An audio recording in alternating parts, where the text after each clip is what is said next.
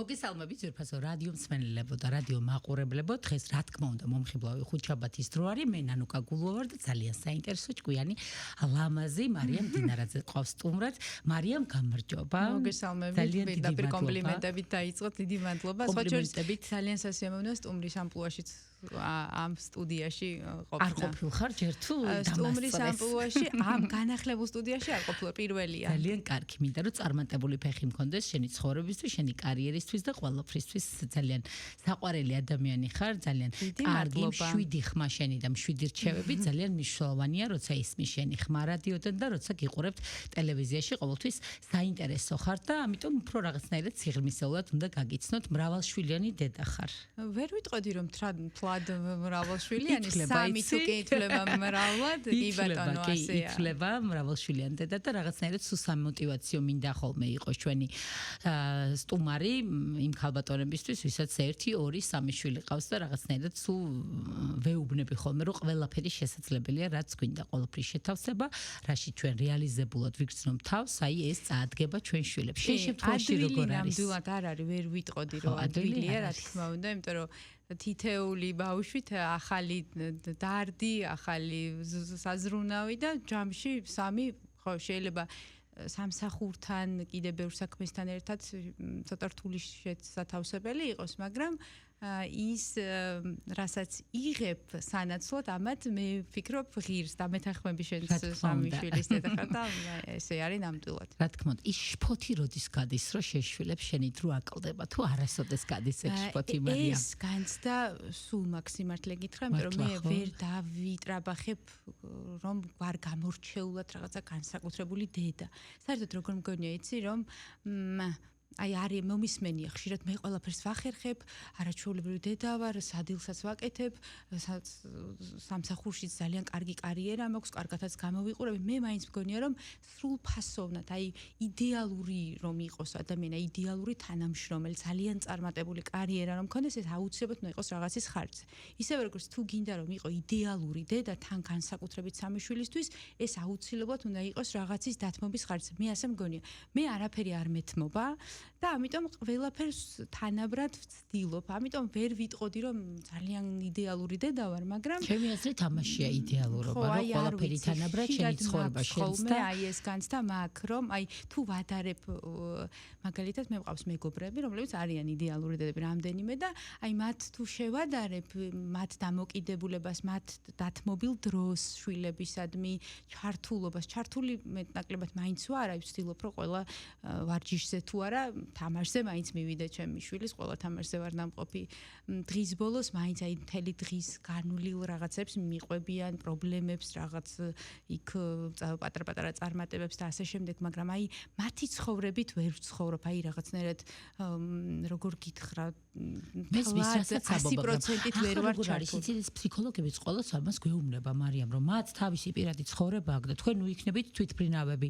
ანუ დაეხსენით მის ცხოვრებას, თქვენი საქმე, თქვენი გზა გაქვთ, მაგრამ აი ვერ ვაკონტროლებ მაგალითად მათი სწავლის ყოველწამიერ პროცესს, ხო? სწავლისადმი დათმობილ დროს მაგალითად ვიმეცადინე კი ვიმეცადინე და მე ნუ შეიძლება გადავამოწმო ნიშანი, მაგრამ აი რა დროს ატარებს ტელეფონთან და რა დროს ეს უფრო შვილებს უფრო ეხებათ გოგოებს, ანუ ამის კონტროლი ცოტა მიჭირს და უფრო მინდობილია. სხვა დედა მაგალითად უფრო ისეთი ჩართული დედა აუცილებლად ჩაიბარებდა, მე არასოდეს ერთი გაკვეთილი არ ჩამებარებ. ამის დრო არ მაქვს ხოლმე, იმიტომ რომ ნუ სამსახურის, სახლის საქმეების მე ძირითად დროს რაც მრჩება, ვუთმობ მათთან ურთიერთობას. ძირითადად აი რაღაცა მეგობრობას და მათთან ერთად აი ამ დროს ამაში ვიყენებ. აი სწავლის ნაწილში ნაკლებად ჩართული ვარ და ეს რა თქმა უნდა შეიძლება რომ ამან ცუდი შედეგი გამოიღოს, ანუ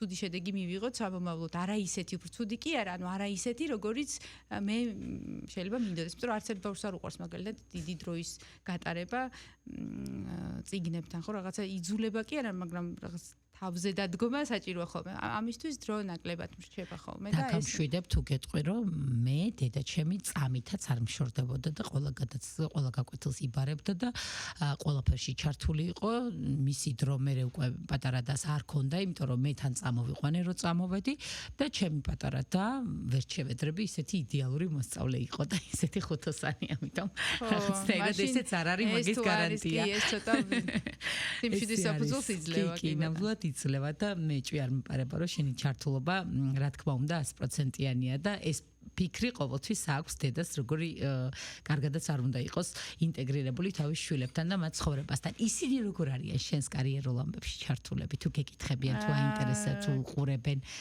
კი. უფრო მეტად მაინც აი ძალიან უცნაურია, უფროსი გოგოები არიან, უფროსები 14-ის და 12-ის, მაგრამ ბიჭი, რომელიც არის 7 წლის, გაცილებით უფრო ჩართული ასეთი ტიპის, კი, უფრო მეგობრება, უფრო ბევრ კითხვას მისვამ სამსახურთან დაკავშირებით, თუ იშვიათად არის ხოლმე მაგ დროს სახლში არ არის, იმიტომ რომ სწავლის პროცესს ემთხვევა, მაგრამ თუ ან ავად არიან რაღაცა, იქ ნახავს შენიშვნა სიტყვის, იქ რო ის ესე იყო, ესე რო გეცვა, ხო, ანუ ის უფრო ჩართულია და მოწონს. ძალიან კარგი. თვითონ შენი დამოკიდებულება სამსახურის მიმართ, ამ კარიერის მიმართ, იმის მიმართ, რასაც აკეთებ, აი, როდის გინდოდა, როდის დაიწყო ეს ყველაფერი? არის ეს ბოლომიზანი, რომელიც გინდოდა? ბუნებით კარიერისტი არ ვარ, სიმართლე რო გითხრათ, უბრალოდ მე შემოქმედებითი ადამიანი ვარ და რასაც ვაკეთებ მომწონს და არ ვაკეთებ იმიტომ რომ რაღაცა ამას არ ვაკეთებ კარიერისთვის და წინსვლისთვის, უბრალოდ ვაკეთებ იმას, რაც მომწონს, მაგრამ ესეც თავიდან და არ იყო ნებაყოფლობით, აი ესე უცნაურად ჟღერს, მაგრამ ტელევიზიაში მუშაობა დავიწყე იძულებით. ანუ ბევრი დრო მქონდა სტუდენტობის დროს და მამა ჩემი იყო მაშინ მზის გენერალური დირექტორი და დედჩე მომთხრა, რომ რაღაცნაირად იქნებ უფრო ნაკლები თავისუფალი დრო დარჩეს და დაასაქმე და მიმიყვანეს საინფორმაციო განყოფილებაში, ანუ ნიუსში მუშაობდი, რაღაც ისეთ ძალიან მარტივ გადაღებებზე დავდიოდი, სადღაც გზა დაიგო, შუქნიშანი გაკეთდა, აი ასეთში. არ მომწონდა, რა თქმა უნდა, მაგრამ მაქვს პასუხისმგებლობის ძალიან ისეთი მაღალი გრძნობა მაქვს და რადგან მივედი და დავთანხმდი, მე ნუ იძულებული ვიყავი, რომ ის რაც ვაკეთებდი, კარგად გამეკეთებინა. და მე აი ეს სიამოვნება მონტაჟით, გადაღებით, დაგეგმვით, ტექსტის დაწერით პირველად ეს შეგრძნება მოვიდა დილის გადაცემას იწყებდნენ. მზეში და დილის ხელმძღვანელი იყო მაკალომიცე. და თუ რამე ვისწავლე, ანუ აი ეს როცა სწავლობ და მე რაღაცებს იგებ, მე ნელ-ნელა მოდის ის რაღაცა ამ საქმის კეთების პროცესში სიამოვნება და აი ეს იქ მივიღე და პირველი აი რაღაცა წერა კითხვას რომ რანი და ბანი აი ზუსტად იქ ვისწავლე და სხვა სამსახურებში ძალიან მიმართლებს და ესეც არის შეიძლება, ამიტომ მიყვარს ჩემი საქმე, რომ თვითონ არა მხოლოდ საქმის კეთება, რასაც ვაკეთებ, ის გარემოც ძალიან მნიშვნელოვანია, აი გაუცილებლად უნდა მეკითხა. ახლაც სადაც ვარ, აი არ ვიცი, სულ ვამბობ, რომ როგორ შეიძლება, რომ ამდენ ადამიანში მუშაობდე და რაღაც აი ან რაღაცაზე ნერვები არ მოგეშალოს, ან რაღაცა დაგეზაროს სამსახურში წასვლა, მართლა და ყოველთვის ასე იყო, არასოდეს ჩემს სიცოცხლეში არც ერთი დღე არ მიმუშავია იმ ხალხთან, ან იმ გარემოში, ან იმ თემაზე, რომელიც არ მომწონს და აი არ ვიცი, მაგაში ძალიან გამიმართლა და ძალიან მადლიერი ვარ. 9 წელი მუშაობდი ღამის-შოუ სტუდიაში, შუა ქალაქში, ან ყველა პროექტში, რაც ღამის-შოუ გააკეთე, სხვა შორის იქაც მოვხდი. მაკალომიძის რეკომენდაციით და რუსთავიორის აკადემიის ძალა რო ყველაფერი შეგაყვაროს, რაც მის გარშემოა. აი, ესეც მინდა აღვნიშნო დათო გოგიჩაიშვილი და ირაკლი კაკაბაძე იყვნენ მაშინ გასაუბრებას შემდეგ მიმიღეს პირველ პროექტზე და მე აბსოლუტურად ყველა პროექტზე მუშაობდი მათთან ერთად და აი იქაც ძალიან გამიმართლა გარდა პროფესიული თვალსაზრისითაც, არა მხოლოდ პროფესიული თვალსაზრისით, რაღაც აი პიროვნული თვისებები, მაგალითად თავდაჯერებულობა. აი სამსახურში ხო ვერ გააკეთებ რაღაცას თუ თავდაჯერებულობა გაკლია და მე მაკლდა არ მქონდა თავიდან. აი ეს თავდაჯერებულობა, სწრაფად გადაწყვეტილებების მიღება და ასე შემდეგ, მათთან ერთად მათგან მათ მომცეს კი და სუმადლიერი ვარ. აი ყველგან სადაც მომეცემ ამის საშუალება, ყოველთვის ვამბობ, ახლაც ზუსტად ასე აი ძალიან კარგ გარემოში მუშაობდა, ძალიან მე ვფიქრობ ძალიან კარგ თემასაც ჩემი რუბრიკის შინაარსი, რასაც მოიცავს, ვფიქრობ რომ ძალიან სასარგებლოა და უფრო აშჯერ სასიამოვნოა ხოლმე, როცა მესმის აბსოლუტურად უცხო ადამიანებისგან რომ რაღაც იმ გადაცემაში რომ ეს იყო იმის მერე ის ამოვიღე ის ესე ყიდულობ ეს არ ვიცოდი ესე რომ იყო თურმე ამას ხალხი ითვალისწინებს და რომ იცი რომ ამ გათვალისწინების შემდეგ მათ ჯანმრთელობაზე დადებითი ზემოქმედება თუნდაც ერთი ადამიანის ჯანმრთელობაზე რომ დადებითად ზემოქმედებს შენი რეკომენდაცია ეს აი ძალიან სასიამოვნოა რა თქმა უნდა და ძალიან სასიამოვნოა სამოტივაციოდ კარგია როგორ ეძებ ამ თემებს აი როგორ თუ ყველგან ეძებ და სულ რომ მოკრავ ყურსულ ის ყველაზე რთული არის თემას ვფიქრობთ აქტუალობიდან გამომდინარე ხა რა პროდუქტიც არის ან რა ნივთიც არის და ასე შემდეგ აქედან გამომდინარე მაგრამ თვითონ რეკომენდაციები ეფუძნება ხოლმე ყოველთვის საერთაშორისო კვლევებს და არა მხოლოდ უბრალოდ კვლევებს შემდეგ აი რაღაც შეცდომა რომ არ დაუშვათ იქ რეკომენდაციის გაზიარების დროს ვცდილობთ ყოველთვის ჩემ პროდიუსერთან ერთად რა თქმა უნდა რომ უშუალოდ პირველ წყაროსგან ავიღოთ ინტერვიუები ანუ მათგან ამ მეცნიერებისგან ვინც მაგალითად ბრინჯი გამოიკვლია ან ბრინჯის ზემოქმედება რაღაც კონკრეტულ პრობლემაზე და ასე შემდეგ და იმათთან ინტერვიუების შემდეგ მზადდება უკვე გადაცემა. აი მთავარი სირთულე არის ზუსტად ინფორმაციების მოძიება და მერე უკვე რაღაცნაირად ისეთი რთული აღარ არის. ხო, რთული ეხლა აღარ არის, თავიდან ისეთი რთული იყო ეთერში ყოფნა, მე არ მქონია ეს კი ძალიან კარგია წამყვანობა, კარგი, მაგრამ რაღაცნაირად მე უფრო პროდიუსერი ვიყავი, ხო, ჩემს უფრო კომფორტული იყო და როდესაც მითხრეს რომ მე უნდა წამიყვანა ეს რუბრიკა, მე ვთქვი რომ ერთი წუთით ეხლა მაცადეთ, უნდა მოვიფიქრო და საღამომდეო მითხრეს, მეტი დრო არ გვაქვს და არ ვიცი, აი ჯერ ოჯახში გავიარე კონსულტაციები, მერე ვაიმე ისე, აი ძალიან ნერვიულობდი და ალბათ სადღაც 3 წლის განმავლობაში გული მიცემდა, სანამ აი მუსიკა რომ ესმოდა ქუდი, ვერ დავამარცხე ეს შიში, არ ვიცი, ცოტა ჩემთვის რთულია. არ არის ჩემი. თუმცა ვერ ვიტყოდი რომ არ არის სასიამოვნო, კი ის ადრენალინის ძალიან სასიამოვნოა და ეთერში წამყვანებთან კომუნიკაცია ძალიან სასიამოვნოა, ის გარემოც სასიამოვნოა, მაგრამ ხო, აი სანერვიულო არის, ჩემთვის მარტივი არ არის. ერთ-ერთი სირთულე ესეც არის პირდაპირ ეთერში. კი, პირდაპირ ეთერს ყოველთვის ახალს ეს რადიო ძალიან დამეხმარა. მანამდე მე და ნანიკო ხაზარაძეს მიყვავდა გადაცემა რადიოში და რადიოზეც თავიდან ასე ნერვიულობდი და როდესაც შემომთავაზეს ტელევიზიაში ამის წაყვანა 6 თვიანი პრაქტიკა მქონდა უკვე რადიოში პირდაპირ ეთერის და ეს ძალიან დამეხმარა. რადიო რო არ ყოფილიყო შეიძლება არც დავთანხმებულიყავი, იმდენად სანერვიულო იყო ჩემთვის.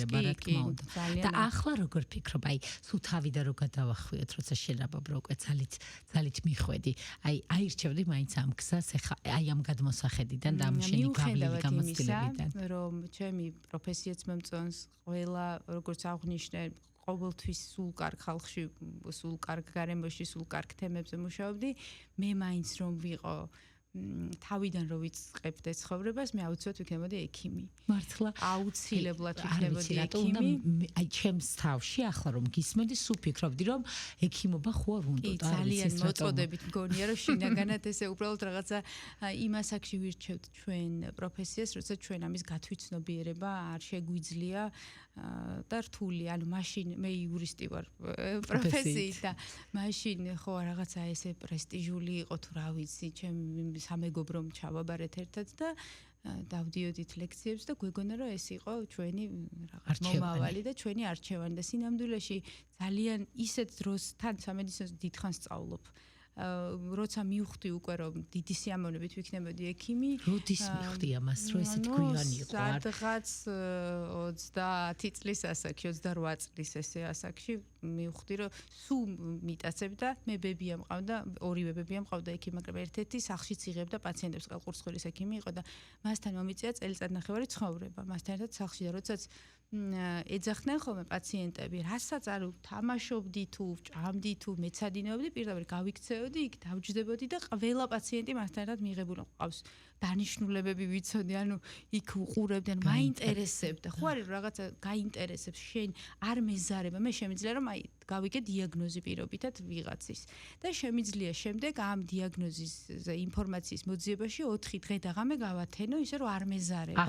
ახლა ასე შენი პროფესია საერთოდ არ მეზარება, მაინტერესებს, სიამოვნებს და მაინტერესებს და შემიძლია რომ ხანგრძლივად ვიმეცადინო ასე ვთქვათ, ძალიან ცოტა არის ესე მოწოდებით ექიმი და ძალიან და სანანია რომ ამას ნამდვილად ნანობ, იმიტომ რომ მგონია რომ ჩემი პროფესია რეალურად შინაგანად ეს არის. მართლა ძალიან რო გთხოვებოდა მარიამ 29 წელიც ხო არ არის ესეთი ასაკი რომ დაგეწყო ყველაფერი თავიდან. ექიმობა გარდა მოწოდებისა, გარდა ძალიან დიდი ცოდნისა, არის გამოცდილებაც და ახლა უკვე 40 წლის ასაკში რო იწყებ გამოცდილების დაგროვებას, ცოტა გვიანია კი. ნუ შენ რო გინდა იმ ექიმობისთვის გვიანია, მე შენ უნდა ყოფილიყავი ძალიან ისეთი შემდგარი და ძალიან საჭირო ექიმი. არა უშავ შენს რეკომენდაციებში იმდენი არის ეს სამედიცინო თვალსაზრისი და მედიცინის ამბები, რომ ნაწილობრივ შენ შედეგი ასე ვთქვათ. თვითონ შენს ვიზუალში ძალიან დიდი ტრანსფორმაცია არის და თვითონ შენი თავის აი ამ შექმნაში შენი ალბათ საუკეთესო ვერსიისას ძალიან დიდი შრომა ჩადე და ძალიან დიდი ახლა უკვე დარწმუნებული ვარ ყველაფერს მოიძიებდი და ასე შემდეგ. წონა ზოგადად ჩვენს ქვეყანაში ძალიან დიდი პრობლემა არის და არა მარტო ჩვენს ქვეყანაში და ყველა ხალი თითქმის რა ვიცი მეორე ხალი ყოველთვის წუხს თავისი ჭარბი წონის გამო. აი ვისაც აწუხებს ეს წონა და ვინც კომფორტულად ვერ გრძნობს თავის ტყავში თავს. აი ეს რჩევები შენგან ძალიან მისახები და ძალიან საინტერესო იქნება. საიმედო რეკომენდაცია ერთი გავაკეთე ამაზე, დაეთმო და ყველაზე მეტი და მილიონამდე ნახვა ძალიან ბევრი ნახვა კი ერთ-ერთი გამორჩეული ვიდეო ნახვები და ამითიც მივხვდი რომ ერთ-ერთი მთავარი პრობლემა თან როცა მაყურებელს ზოგადად კი არ გასცემ რეკომენდაციებს შენ პირად გამოცდილებას უზიარებ ყოველთვის საინტერესო იმიტომ რომ რეალური ფაქტია ხო რეალურ ფოტოს აჩვენებ რომ აი ესე გამოვიყურებოდი მე ესე გამოვიყურებოდი ხო ჩემი ჭარბი წონა ნუ ბავშვობიდან დიდად გამختარი არ ვარ ყოფილვარ მაგრამ ჩემი ჭარბი წონა იყო გარკვეულ ჯანმრთელობის პრობლემებთან დაკავშირებული და სიმართლე გითხრა მიუხედავად აი ამ ჭარბი წონისა ვერ აღვიქვამდი აი ძალიან უცნაურია მაგრამ მაშინ კი ვიცოდი ახლა გამختარი და კანწერწეტა რო არ ვიყავ მაგრამ იმ მასშტაბს ვერ აღვიქვამდი რაც რეალურად იყო და მე რაღაცნაირად აი ესე ნელ-ნელა თავისით ამ რეკომენდაციებს კიდევ ერთხელ გავიმეორებ თუ ვინმეს გამოადგება 4 საათში ერთხელ ძალიან ზომიერად ერთ თეფშზე რაც ეტეოდა ანუ ერთ დედაშვილი თეფშებს რო ეძახიან აი შვილ თეფშზე რაც ეტეოდა 4ჯერ იმას აი ეს არის საუკეთესო ჩემი გამოგონილი არ არის ზოგადად ეს არის ნელი ტემპით დაკლება მაგრამ ძალიან ჯანსაღი ძალიან კარგი ძალიან მარტივი ნერვებზე არ მოქმედებს და დიდი ნების ყოფა ყველაფერი აი ამ შესაქმე მე ტორცაც ვჭამდი მე თბილის გარეშე არ შემიძლია მაგრამ მაგალითად ნამცხვართან ერთად კიდევ დამატებით სხვა რამეს არ ვჭამდი ან 4 საათში ერთხელ როცა გიწევს ჭამა მაგალითად 2-ზე არის სადილის მაგივრად შეიძლება ყავა და ნამცხვარი მიმერთვა და შემდეგ 4 საათს დავლოდებოდი და შემდეგ სხვა საკვები ხო ასენია ფსიქოლოგიურად მართლა რაღაცა ნაკლები სტრესი არის იკლებ მართალია ნუ სადღაც თვეში 4 კილოგრამზე თუ ძალიან დიდ ზონაზეა საუბარი ეს არ არის თვალსაჩინო მოკლევა და შენ ორ თვეში ხა ეს ადამიანს არ დაეტყობა მაგრამ სამაგიეროდ ჯანსაღია და დაეტყობა კი ერთ წელიწადში თან თუ ვარჯიშითაც მიეხმარებიან ძალიან კარგი იქნება. ხო, აი ხარ ვნახულო ფოტოებს არ მჯერა, იმიტომ რომ მაშინ ვერ აღვიქვამდი, მართლა ვერ აღვიქვამდი და ახლა ამ გადასახედიდან უი, თურმე როგორ ყოფილა. ახლა აგრძელებ რამეს მარიამ თუ უკვე და მიხვედი შენს ხო, ანუ სასურველ წონამდე და გაჩერდი. სამწუხაროდ უკვე ავწდი ჩემს სასურველ წონას უკვე 1 წელია, მაგრამ დავუბრუნდები პირობას ვდები, იმიტომ რომ ძალიან მნიშვნელოვანია ხო, აი ძალიან მნიშვნელოვანია თუ არ გაწუხებს არ არის პრობლემა. რა თქმა უნდა. ამას სულ ვამბობ მეც. მაგრამ აი ეკრანზე უკვე ის როცა შევდივარ მაღაზიაში და ვცდილობ რომ რაღაც ისეთი ტანსაცმელი უკვე რომ ვფიქრობ რომ აი ეს ეკრანზე აღარ მექნება კარგად. ანუ ეს დისკომფორტი უკვე მაქვს, ამიტომ უკვე ვცდილობ ისეთი ტანსაცმელი ვიყიდო, რომელიც ანუ ვიფიქრო ამაზე მოკლედ და ეს დისკომფორტი მაქვს. ამიტომ ხო დაუბრუნდები პირობას და თავიდან რომელი დისკომფორტით მიხვედი შენ თქვი რომ ვერ აღვიქვამდი ამას და მე ვიცი ეგ რას ნიშნავს ვერ აღიქვამ საკუთარ წონას აი როგორ არ ვიცი ხო დიდად არ მეწუხებდა რაღაცნაირად აი ესე თავისით დიდად არ მეწუხებდა მაგრამ მითითებით ხო არა მარიამ არა გადასარავი კეთილის მსურველები რო ყავს ხოლმე ჩემს ირგვლივ ყოფ ადამიანებს ნუ ძალიან ახლობლებს გულისხმობ ოჯახის წევრებს როგორ არ მიმითითებდით რატომ მე ვერ ხვდებოდი და თქვენ გეთქვათ იმიტომ რომ მე ხო აი სულ საყვედურობ ახლა იმიტომ რომ ეს პერიოდი გაგრძელდა დაახლოებით ნუ 4 წელი ვიყავი ესე და ხო საყვედურებს მუდმივად გამოვთქვამ ხოლმე. კარგია, შედეგი გადასარავია და თავდაჯერებულობაზე, რომელსაც ვისაუბრეთ, ძალიან მოქმედებს ის სილუეტი, რომელიც ჩვენთვის ძალიან სასურველია. აი ეგ ძალიან ამაღლებს თავდაჯერებულობას. მე ერთხელ უკვე გავიარე ეს ყველაფერი და ხა მეორეჯერ უნდა გავიარო და ერთი სული მაქვს იმ შეგრძნებამდე, როდის მივამ, იმიტომ რომ ეგეთ შეგრძნება არაფერს არ აქვს, როცა შენ რაღაცა შენს თავზე იმარჯვება. ესე აღვიქვა მე ამ თელს დიდ პროცესს, რომელიც გვაქვს ხოლმე და ამიტომ ძალიან კარგად ვიგებ შენს ყველა სიტყვას და გადასარევად გამოიყურები კიდევ ერთხელ ჩემი ქათინაური.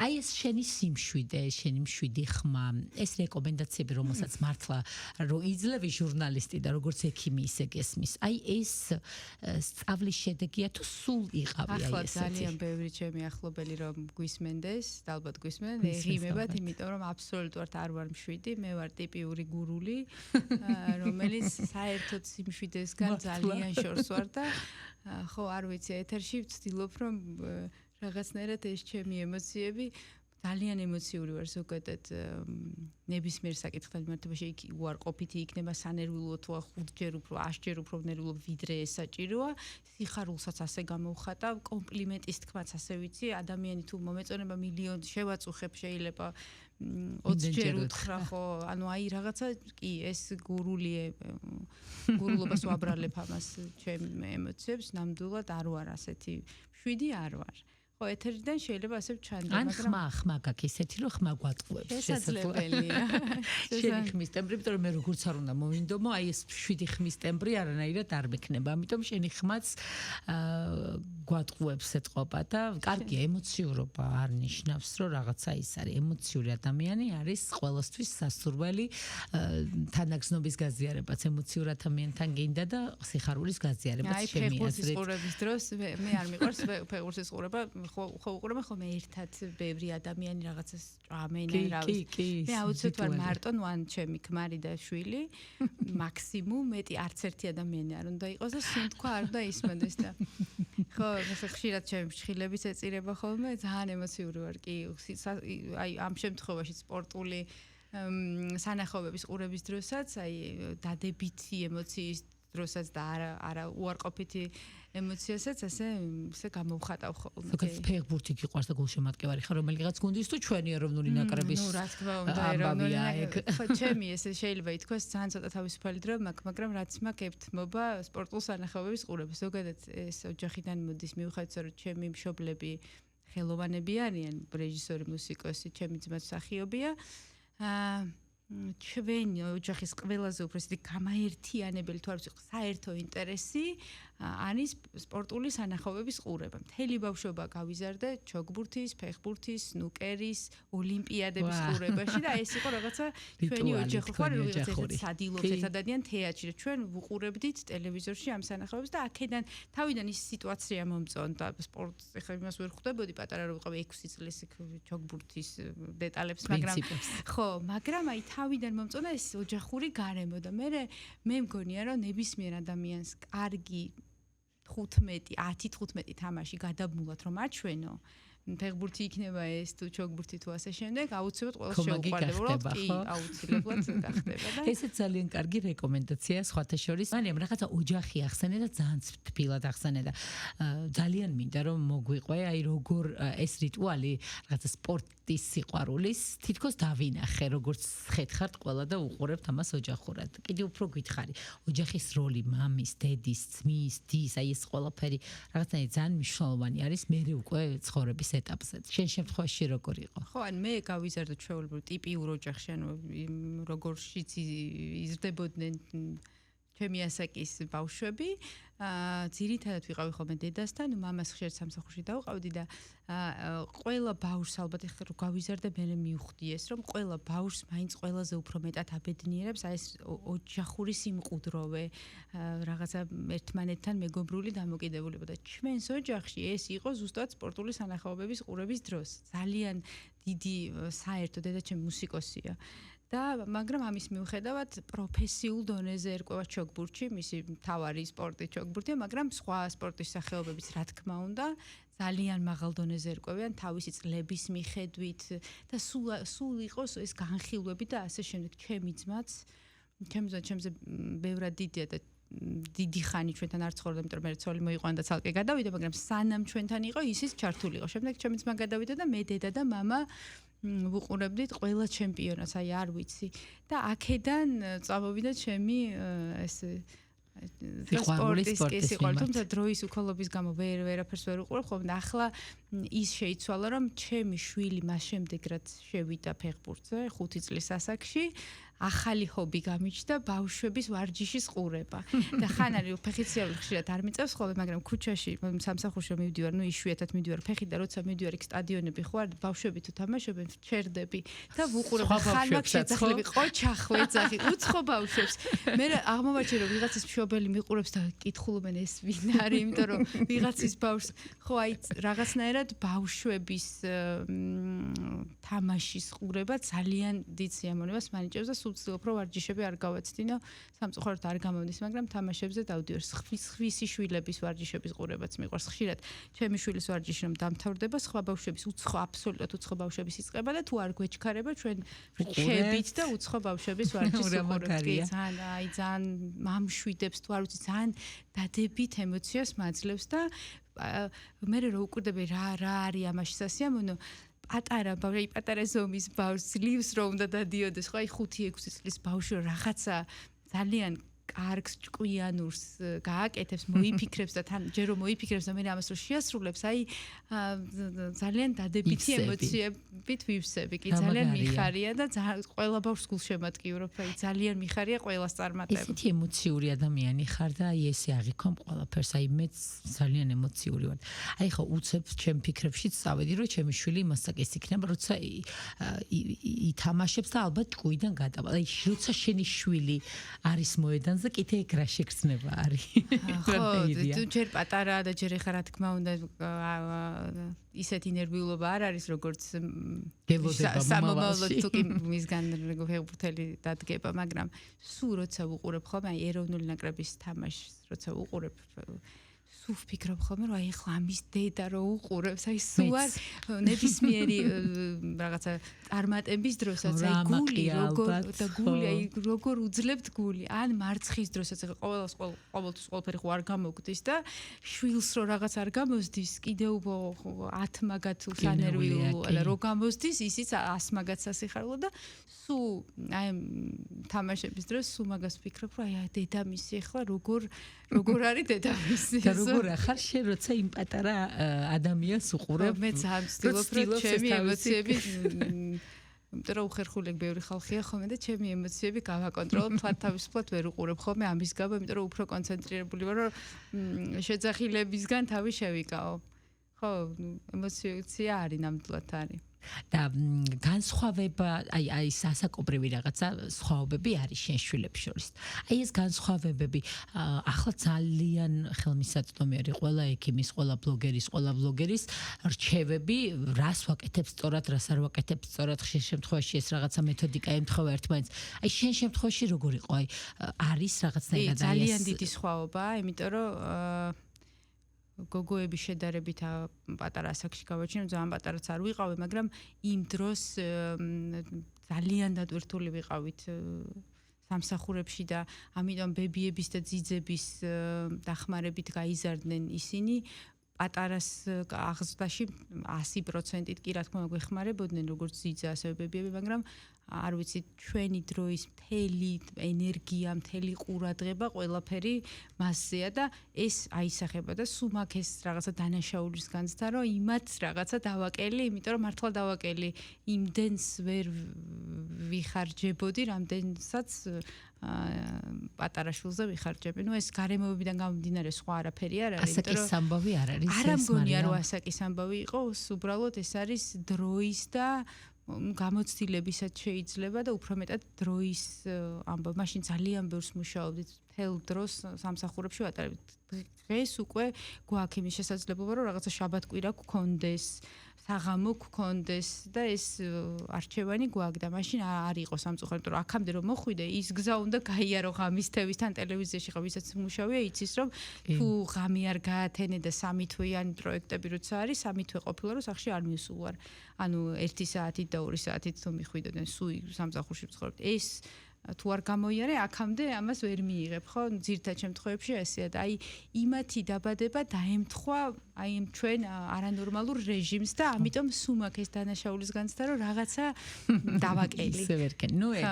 რამდენიც არ უნდა გააკეთო, ყოველთვის ეს განცდა არსებობს და ძალიან დიდი მადლობა რომ ესე გულწრფელად გაგვიზიარე ყველაფერი, შენი ემოციები, შენი განვლილი გზა, რა თქმა უნდა, საკმარისი არასოდეს არის შენი მოსმენა, ამიტომ პირობას მივიღებ რომ კიდე აუცილებლად მოხვალ. დიდი სიამოვნებით. თანამდენ კომპლიმენტს თუ მოვისმენ, აუცილებლად მოისმენ ბევრ კომპლიმენტს, იმიტომ რომ ნამდვილად ყველა სიტყვას იმსახურებ. ძალიან დიდი მადლობა, დარწმუნებული ვარ ჩვენ ამ მსმენელმა ძალიან ისიამოვნა, მე შემდეგ ხუთშაბათამდე გემშვიდობებით.